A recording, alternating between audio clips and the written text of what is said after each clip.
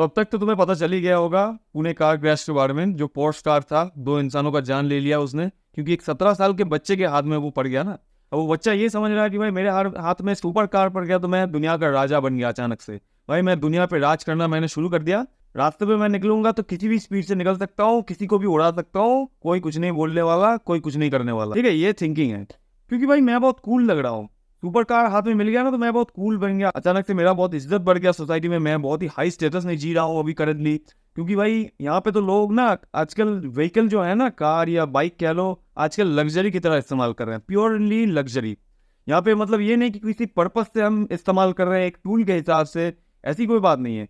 मतलब देखोगे बच्चा बच्चा आजकल मतलब माँ बाप को ये कहता रहता है, पापा मेरे को एक बाइक दिला दो, पापा मेरे को एक कार दिला दो, ज्यादा नहीं हुआ तो पापा मेरे को बाइक दिला दो, ये दिला दो, वो दिला दो, आईफोन दिला दो। क्योंकि भाई उनको दिमाग में उनका ब्रेन वॉश कर दिया गया है through social media, through many other sources as well, कि ये सब चीजें बहुत ही बड़े बड़े लग्जरीज हैं, तो इनको तुम्हें लेना ही होगा। नहीं तो सोसाइटी में तुम कूल नहीं बनते हो, तुम फिट नहीं होते हो, तुम बहुत बड़े हाई स्टेटस के वाला इंसान नहीं बनते हो। हमारे यूथ का एक बहुत बड़ा प्रॉब्लम यही है ना कि हम किसी भी चीज में इजीली इन्फ्लुएंस हो जाते हैं। मतलब हमें कोई अगर लैम्बोर्गिनी दिखा देता है, कोई सुपर कार दिखा देता है, कि बहुत ही बड़ा आलीशान घर दिखा देता है, कोई आईफोन दिखा देता है, हम इजीली इन्फ्लुएंस हम पागल हो जाते हैं। हमें क्या लगता है कि भाई उसको लेके हम यूज करें, मिस यूज करें, कुछ भी करें भाई, उसको लेके हम 100 की स्पीड से भाई नॉर्मल रोड से जाए, भाई वही हमारा सबसे बड़ा मकसद है भाई, वही बहुत कूल चीज है भाई सोसाइटी में। अब हम एक 17 साल के बच्चे को कितना दोष दे सकते हैं? दोष दे सकते हैं but to a certain extent. After all he is a 17-year-old guy, he is a minor, he is immature. भाई कितना मैच्योरिटी एक्सपेक्ट कर सकते हैं उससे? उसके हाथ में पावर देने वाला है कौन? सुपर कार थमाने वाला है कौन? Parents obviously. तो भाई मुझे कभी कभी ये चीज समझ में नहीं आता कि ये किस तरह का रिस्पॉन्सिबिलिटी है या किस तरह का पेरेंटिंग है कि बच्चा कभी भी कुछ भी मांग रहा है तो उसको वही चीज दे देना चाहिए उसी वक्त, बिना कुछ सोचे समझे। भाई क्या माँ बाप को इतना भी नहीं पता कि सुपर कार क्या चीज होती है? एक नॉर्मल कार और एक सुपर कार में क्या डिफरेंस होता है? सुपर कार ना 3 सेकंड के अंदर रॉकेट की स्पीड से जा सकता है, जहां पे भी टच करने वाला है ना वो चीज तबाह हो जाएगा। भाई इसी को तो इमेच्योरिटी कहा जाता है ना। एक 17 साल के बच्चे के अंदर ये होना नेचुरल है। भाई उसको अभी भी कुछ नहीं पता कि रोड सेफ्टी क्या होता है, गाड़ी कैसे चलाई जाती है, भाई बाइक कैसे चलाया जाता है, रोड में कैसे चलना चाहिए, रोड में क्या कैसा सिग्नल है, किसको कैसे फॉलो करना चाहिए, कौन सी जगह पे कितने स्पीड में जाना चाहिए, कौन सी जगह पे कितना स्पीड भाई लिमिट में होता है, रेंज में होता है। ये सब चीज भाई उसको पता लगने में अभी बहुत साल लगने वाले हैं। भाई यहाँ पे 26, 28, 27 साल के लोग भी आजकल बेवकूफ हैं, तो भाई 17 साल की उम्र का भाई क्या हो सकता है? मैं तो ऑलवेज यही कहता हूँ ना कि एक इमेच्योर इंसान के हाथ में अगर तुम पावर दे दो ना तो पावर का गलत इस्तेमाल ही होने वाला है 90% केसेस में भाई। और भी एक चीज हमें पता चल रहा है एलिजिडली कि he was drunk before that event, he was consuming alcohol. मतलब अल्कोहल कंजम्पशन का हाथ है इधर।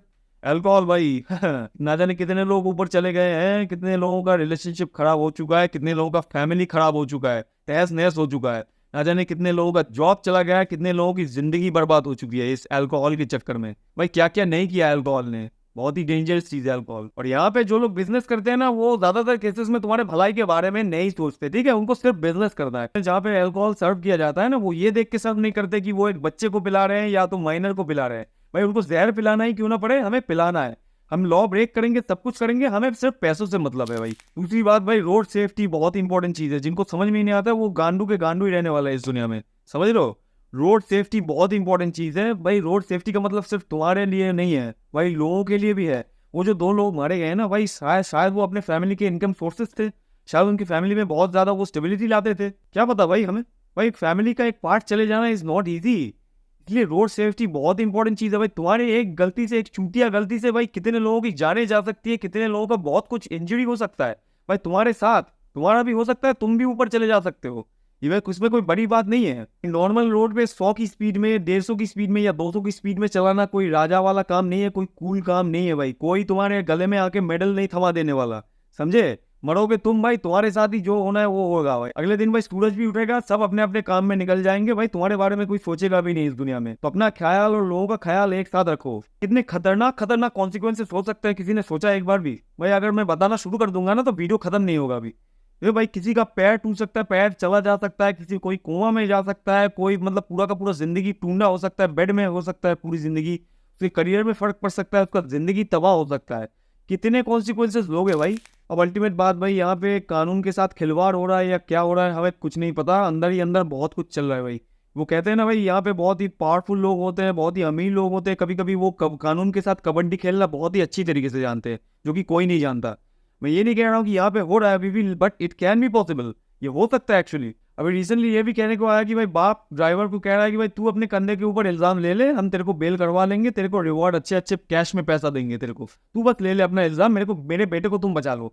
अब यहाँ पे अंदर ही अंदर कितने खेल चल रहे हैं भाई, क्या क्या कहानियां चल रही है भाई, हमें कुछ नहीं पता। हमें सिर्फ एक ही चीज पता है, हमें सच्चाई के पीछे भागना है, हमें सच जानना है। और आई थिंक लाइसेंस भी नहीं है, क्योंकि 17 साल की उम्र में किसी को कार चलाने का लाइसेंस तो मिलता ही नहीं है, और ये तो सुपर कार है फिर भी। तो सुपर कार का तो लाइसेंस कहीं पे भी नहीं लिखा है, किसी भी लॉ में नहीं लिखा है कि तुम्हें लाइसेंस मिल जाएगा 17 साल की उम्र में। अल्टीमेट पॉइंट यही कि भाई इन सब चीज़ों को हमें बहुत ज़्यादा सीरियसली लेना चाहिए, क्योंकि जो चले गए हैं उनका तो हम कुछ नहीं कर सकते, लेकिन हम क्या क्या सीख सकते हैं इन सब चीज़ों से, हमें इस चीज़ का ध्यान रखना होगा, इन सब चीज़ों को फोकस करना होगा। इन सब चीज़ों को ऑब्जर्व करके हम क्या क्या सीख सकते हैं, कितना सीख सकते हैं, कितना अवेयरनेस ला सकते हैं, हमें इन सब चीज़ों के बारे में आई थिंक सोचना चाहिए। और एक बात भाई, अगर मेरे थॉट्स के बारे में तुम लोग पढ़ना चाहते हो तो भाई मेरा बुक खरीद सकते हो, certain things in an uncertain life. जाओ अमेजोन का लिंक तुम्हें डिस्क्रिप्शन में मिल जाएगा, तुम उसको चेकआउट कर सकते हो। अगर तुम्हें खरीदने का मन करे, अगर पसंद आए तो भाई प्लीज खरीद सकते हो इस बुक को, क्योंकि इस बुक में तुम्हें बहुत सारे टॉपिक्स के बारे में बहुत सारे राइटिंग्स मिल जाएंगे, ठीक है।